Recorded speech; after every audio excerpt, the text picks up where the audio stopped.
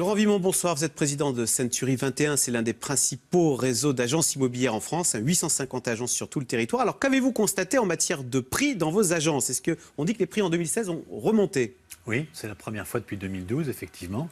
Les prix ont augmenté en moyenne en France de 1,7% avec de fortes disparités au niveau du marché français. On est sur un marché dit en peau de léopard. Alors, c'est-à-dire, quelles sont où est-ce qu'il y a des taches blanches et des taches noires? Alors, vous avez Paris intramuros, mais Paris n'est pas la France, qui augmente de 5% à 8 500 € du mètre carré, ce qui est un record historique. Et puis, par opposition, Limoges, qui est une ville charmante où on peut acquérir un logement à 1 100 € du mètre carré. Il y a un rapport de 1 à 8 entre les deux. Vous achetez à Limoges une maison d'environ 95 mètres carrés pour 105 000 €, alors qu'à Paris, avec 440 000 €, vous aurez 52 mètres carrés. Faites votre choix. Ah oui, donc c'est bon. Alors, qu'est-ce qui sous-tend cette reprise des prix immobiliers? Je crois que vous le savez aussi bien que moi, les taux d'intérêt extrêmement bas et puis la baisse des prix de l'immobilier depuis 4 ans maintenant. Voilà, parce que ça avait baissé entre 2011 et 2015, et là, première hausse. Et ces deux baisses conjuguées ont rendu en fait du pouvoir d'achat aux clients acquéreurs. Et si on devait schématiser, on dirait qu'ils sont passés du « je veux acheter » à « je peux acheter », parce que les crédits bas ont deux conséquences. La première, ils augmentent le pouvoir d'achat d'un client éligible au crédit. Je prends deux chiffres, 1 000 € de mensualité sur 20 ans. Avec 4% de taux d'intérêt, la banque vous prête 163 000 €. Ouais. Avec 1,5%, elle vous prête 213 000 €. Ah oui, donc on a énormément gagné en pouvoir d'achat immobilier. Exactement. Ouais. Et puis par opposition à ce pouvoir d'achat, vous avez un nombre d'acheteurs éligibles au crédit qui augmente, puisque pour 150 000 € d'achat, prix de vente de 70% des régions en France, il fallait, avec un taux à 4%, 820 € de mensualité. Il ne faut plus que 700 € à 1,5%. Et si vous faites x3 pour avoir le niveau de revenu minimum, il faut 2 100 € de revenus pour un ménage pour acheter, ce qui est possible pour un très grand nombre de Français. Eh ben, je vous propose, Laurent Vimont, d'écouter deux témoignages. Une jeune femme qui était locataire, qui explique exactement ce que vous venez de dire. Puis on va écouter aussi, parce qu'il y a des gens qui profitent de cette baisse des taux pour aller chez leur banquier, vous savez, renégocier à la baisse leur emprunt qu'ils avaient acquis il y a quelques années auparavant. On écoute deux témoignages, donc. Vu les taux d'intérêt qui étaient quand même assez bas, je me suis rendu compte que par rapport à un remboursement de prêt, c'était équivalent en fait au paiement d'un loyer mensuel. Donc en fait, c'est pour ça que je me suis lancée. On a aussi vu des gens qui avaient déjà renégocié leur crédit une première fois, qui sont revenus négocier une deuxième fois leurs conditions de crédit cette année parce qu'on a eu des taux qui ont avoisiné les 1%. Sauf que les taux remontent en ce moment. Et on dit qu'avec Donald Trump, on sait qu'ils remontent aux États-Unis. La Banque Centrale Européenne pourrait les remonter également. Donc c'est fini. Donc les prix vont rebaisser cette année. Si je peux prendre un exemple qui est celui de la météo, quand il a fait 30 degrés, qu'il fait 25, il fait encore chaud. Si on considère qu'aujourd'hui les taux sont tombés à 1,2% et qu'ils remontent à 1,5%, ça reste très raisonnable et très loin des 4% qu'on a connus en 2008-2009. Donc globalement, ça ne va pas changer le marché immobilier français. Il est évident que ça aura des conséquences sur quelques clients, mais que globalement, le marché restera équilibré. La bonne nouvelle, c'est que les prix, malgré la progression des volumes de vente, chez nous, c'est plus 15%, n'ont pas beaucoup monté. En 2007-2008, on avait des progressions de 8% par an. Là, on est à 1,7%. Donc, c'est un marché qui a raison gardé. La mauvaise nouvelle au quatrième trimestre, c'est que certains vendeurs anticipent une forte hausse qui ne viendra pas. Et donc, anticipent des hausses en mettant leur prix de vente trop élevé et ne vendent pas. Donc, il faut que chacun soit conscient que le marché, il est stable et équilibré pour l'instant. Mais Laurent Vimont, vous l'avez dit tout à l'heure, vous avez donné ces chiffres, plus de 8 000 € le mètre carré à Paris. On peut citer Bordeaux aussi, où les prix plus de 3 000 €. Est-ce qu'aujourd'hui, ça devient cher pour des jeunes d'acheter, et forcément, vous le constatez, il y a les parents qui aident. Et donc, ma question, est-ce qu'on n'a pas un marché à deux vitesses entre les jeunes qui ont la chance d'avoir des parents aisés et puis les autres qui sont condamnés à la location? En fait, vous avez un marché à deux vitesses. Vous avez les secondo-accédants, ceux qui achètent qui revendent pour acheter, qui ont des plus-values confortables. Voilà. Et les nouveaux entrants. Les nouveaux entrants, il y a deux types de catégories. Vous avez ceux qui veulent acheter en hypercentre, et là, il faut de l'apport, et ceux qui veulent acheter en zone détendue, où aujourd'hui, avec un prix de vente moyen à 150 000 €, on achète sans apport personnel. Le prix de vente moyen en France, c'est 210 000 €, et une banque vous prête pour 1 000 € de mensualité 213 000. Donc, en théorie, on achète sans apport personnel et donc sans avoir besoin de parents aisés.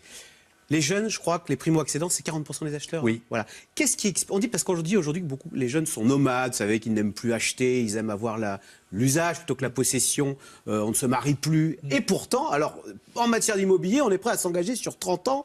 Qu'est-ce qui explique cette soif des jeunes d'avoir un toit à 20 ans pour leur vie? C'est une histoire de sécurité et de bon sens. J'essaie de rencontrer régulièrement dans le réseau des gens qui ont acheté un logement et je leur dis « mais pourquoi vous avez acheté? Le chômage monte, l'économie n'est pas en bonne santé ». Et ils m'expliquent que j'ai rien compris à la vie et que dans tous les cas, ils auront un loyer à payer. Et acheter un logement, c'est se mettre un toit sur la tête et être à l'abri d'aléas liés au chômage, par exemple. Parce qu'il m'explique, quand j'en parle de chômage, que quand ils ont un loyer à payer et qu'ils sont chômeurs, le bailleur peut les expulser. Quand ils ont affaire à une banque, ils peuvent discuter, négocier les remboursements. Et qu'on peut aussi dire que les Français naissent avec une brique dans le ventre et qu'être propriétaire, ça se transmet de père en fils ou de mère en fille. Voilà, parce qu'on sait qu'en Allemagne, les locataires sont majoritaires. Oui, mais il y a un marché locatif qui est bien plus intéressant qu'en France, entre autres lié à la chute du mur de Berlin, qui fait qu'en 89, je crois, il y a un parc locatif important qui est venu de l'Est et qui a permis aux gens de choisir entre location et propriétaire. On parle des jeunes. Est-ce qu'on achète à tout âge en France? Ah oui, on a même une forte poussée des seniors, qui sont ceux qui profitent des plus-values importantes et pour qui la pierre est une valeur refuge, qui ont été échaudés par la bourse pour certains et qui reviennent sur le marché avec beaucoup d'activité. C'est une sorte de baby-boom. Hein. Ils sont aujourd'hui... Ils revendent leur appartement de centre-ville et ils vont acheter sur la côte? Exactement, pas que sur la côte, dans Paris en particulier. Ouais. Ils sont très actifs sur le marché, ils sont la deuxième famille d'acheteurs chez nous. Un mot sur les marchés des résidences secondaires. On dit qu'alors là, pour le coup, elles sont sinistrées parce qu'aujourd'hui, quand on est, je sais pas, quand on est cadra, on préfère passer une semaine au Portugal plutôt que s'embêter avec une maison dans le Berry. Et puis, dans une économie qui n'est pas en bonne santé, c'est un achat secondaire. Donc, effectivement, c'est pas l'achat prioritaire. Et ce marché a été impacté par le passage de la plus-value exonérée de 15 ans à 30 ans en 2011, qui a bloqué le marché. Donc, il est un marché aujourd'hui au ralenti. Le marché du neuf, est-ce qu'il reprend? Je ne suis pas un spécialiste. D'après les chiffres que j'ai lus, apparemment, il a bien redémarré. Et l'appareil de production est prêt à alimenter des logements en France. Je pense que 2016 sera une année record sur la production de logements neufs. François Hollande avait promis un choc de simplification dans la construction du neuf. Vous n'avez pas... Non, ça m'a échappé. Ça vous a échappé. Bon. Ah oui, alors un mot. L'INSEE hier a publié une note constatant que dans le centre-ville parisien, le nombre d'habitants avait reculé de 5% en 5 ans. C'est une baisse importante. Et les maires d'arrondissement disent, mais on sait pourquoi il y a moins d'habitants dans le centre de Paris, c'est parce que les logements, maintenant, deviennent des Airbnb. Au lieu d'accueillir des familles, ils accueillent maintenant des touristes en permanence. Est-ce que vous le constatez ou est-ce que c'est un épiphénomène? Non, c'est un phénomène de fond qui a été amplifié par la loi Allure et l'encadrement des loyers. Les bailleurs parisiens, qui sont des gens intelligents et puis qui sont des latins, ont trouvé comme solution intelligente pour eux d'échapper à l'encadrement des loyers en mettant leur logement sur Airbnb. Airbnb est la ville de Paris.